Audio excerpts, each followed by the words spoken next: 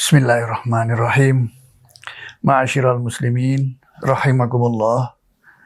Rasulullah sallallahu alaihi wasallam pernah berwasiat kepada kita semua sebagai umatnya agar berpegang pada 5 perkara sebelum 5 perkara itu tiba. Yang pertama adalah syababaka qabla haramika. Masa mudamu sebelum masa tua kamu datang. Masa muda adalah masa emas yang luar biasa. Karena anak muda atau remaja itu memiliki vitalitas yang luar biasa untuk melakukan kebaikan-kebaikan. Termasuk ibadah-ibadah kepada Allah Subhanahu wa Ta'ala. Anak mudalah yang paling kuat untuk melaksanakan semuanya itu. Berbanding terbalik dengan orang yang sudah tua. Yang sudah tua itu mengalami kekurangan-kekurangan, kelemahan-kelemahan, sehingga tidak maksimal di dalam menjalankan tugas-tugas keseharian termasuk ibadah kepada Allah Subhanahu wa Ta'ala. Karena itu masa muda pernah diabadikan di dalam Al-Quran sebagai orang-orang yang luar biasa apabila remaja atau pemuda itu betul-betul mendekatkan diri kepada Allah Subhanahu wa Ta'ala. Disebutkan di dalam surat Al-Kahfi, innahum fityatun amanu bi rabbihim wa zidnahum huda. Mereka itulah adalah anak-anak muda yang beriman kepada Allah Subhanahu wa Ta'ala, bertakwa kepada Allah Subhanahu wa Ta'ala, dan kami Allah menambah-nambah amal jariahnya, amal ibadahnya karena keimanan dan ketakwaannya kepada Allah itu. Jadi itulah saudara-saudara sekalian kelebihan daripada anak muda dibanding yang tua. Karena itu kesempatan masa remaja ini harus digunakan dengan sebaik-baiknya untuk berbuat kebaikan, bertakwa kepada Allah Subhanahu wa Ta'ala sebelum masa tua nanti datang. Sekarang ini sangat memprihatinkan yang terjadi, anak-anak muda justru jauh dari agama.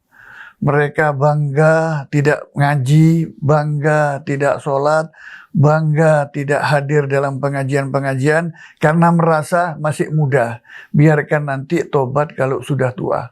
Siapa tahu umur manusia. Sekarang itu justru yang terjadi sebaliknya. Bukan yang tua-tua yang meninggal, justru yang muda-muda. Coba aja lihat, perhatikan di media massa yang ada. Anak-anak muda yang mati konyol karena ikut apa namanya itu yang sekarang terjadi di kota-kota besar, yaitu geng motor ya, terlibat minuman keras, narkoba, pencopetan, perampokan. Karena minum minuman keras maka lupa diri, dia berani pada hal-hal yang melanggar hukum dan melanggar agama.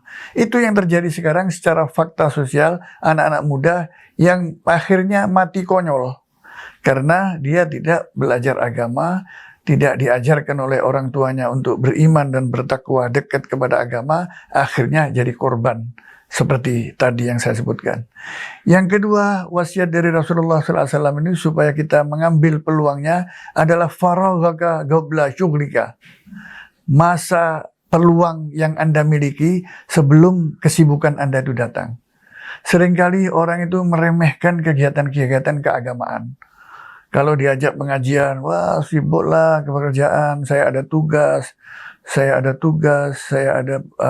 pekerjaan, ada urusan rumah tangga, ada urusan pribadi, ada urusan keluarga, ada urusan teman. Itu nggak ada habisnya. Kalau kita tidak bisa memilih dan memilah dan memprogramkan kapan waktunya kita kerja dan kapan waktunya kita tuh ikut pengajian, mendengarkan nasihat-nasihat, mendengarkan mauidhah, mengaji, datang ke masjid, dekat kepada masjid, silaturahim, semua amal-amal ibadah, baik ibadah ritual, ibadah mahdhah maupun ibadah sosial.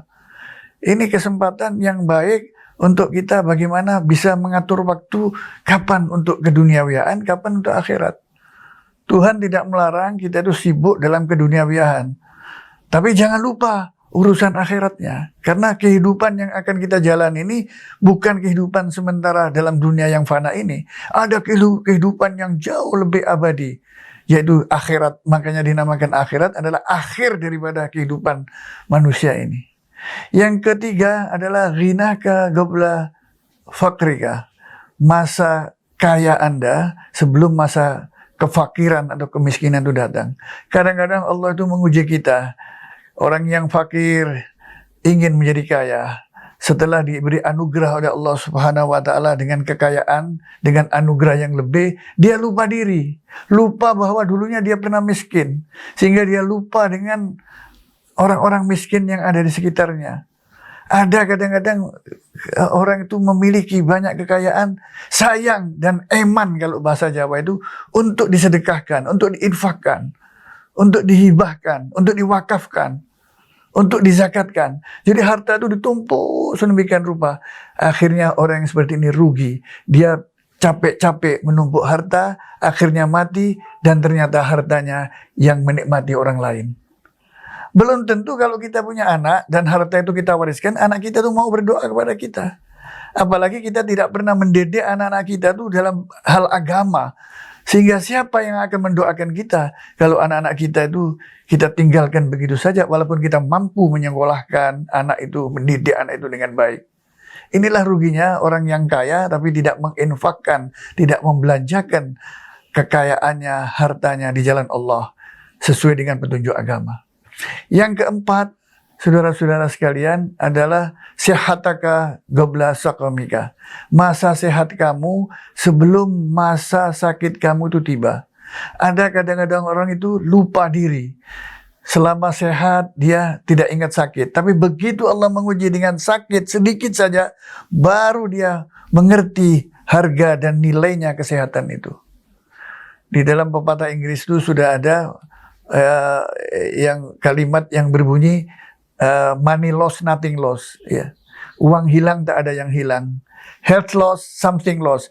Kesehatan hilang, ya separuh milik Anda itu hilang. Orang yang sakit itu tidak boleh makan ini, tidak boleh makan itu. Semua makanan-makanan yang nikmat dan enak itu dilarang karena sakitnya dia itu. Macam-macam ragamnya sakit itu. Baru dia tahu harga kesehatan yang dianugerahkan kepada Allah oleh Allah Subhanahu wa taala. Dah, orang-orang seperti ini, orang-orang yang lupa diri, harus diingatkan bahwa kesehatan anugerah dari Allah itu adalah nikmat yang terbesar. Dengan kesehatan kita bisa melakukan kegiatan sehari-hari, aktivitas-aktivitas yang semestinya kita jalankan. Begitu sakit, semua itu terhenti. Dan yang terakhir dari kata kalimat dalam bahasa Inggris itu, spirit loss, ya, everything loss. Jiwa yang hilang, segala-gala milik Anda itu hilang. Inilah besarnya nikmat Allah. Kalau kita syukuri, insya Allah kesehatan kita itu akan terjaga. Dan kita kalau memang sakit, diberi karunia sakit oleh Allah, maka itu adalah ujian. Dan kita harus sabar untuk menerima sakit itu sebagai introspeksi kita untuk menjaga kesehatan. Dan lebih mendekatkan diri lagi kepada Allah Subhanahu wa taala. Yang kelima, ikhwani, saudara-saudara sekalian, adalah hayataka qabla mautika. Masa hidup kamu sebelum masa kematian itu datang. Saudara-saudara sekalian, hidup itu adalah sesuatu yang paling berharga. Harus kita manfaatkan karunia kehidupan dari Allah Subhanahu wa taala itu untuk yang baik-baik saja. Semua amal jariah kita, semua amal kita selama di dunia itu dicatat dan tidak hilang. Justru sebaliknya, kejahatan-kejahatan yang kita lakukan selama hidup itu, ya, itu akan menjadi beban kita nanti di dalam akhirat. Tapi kita tidak perlu takut, saudara, tentang kematian dia. Karena kematian itu adalah sesuatu yang pasti akan datang kepada siapapun. Kullu nafsin dha'iqatul maut. Setiap manusia itu pasti akan merasakan kematian. Dan kematian itu adalah akhir daripada drama kehidupan manusia itu di dunia yang fana ini. Para ulama menggambarkan kehidupan di dunia ini ada 3 fase. Pertama adalah fase di dalam kandungan ibu. Jika misalkan ada 2 anak kembar di dalam kandungan ibu, yang satu lahir terlebih dahulu, pasti yang masih belum lahir yang ada di dalam perut mengatakan, aduh, saudaraku sudah meninggal. Sebetulnya saudaranya yang lahir itu bukan meninggal, dia lahir di dalam kehidupan dunia yang jauh lebih luas daripada perut ibunya yang sejengkal kali sejengkal itu. Demikian juga gambarannya kehidupan di dunia ini dibanding kehidupan di akhirat kelak. Itu gambarannya jauh lebih luas daripada kehidupan di dunia yang fana ini. Oleh karena itu, saudara-saudara sekalian, kita sekali lagi tidak perlu takut mati.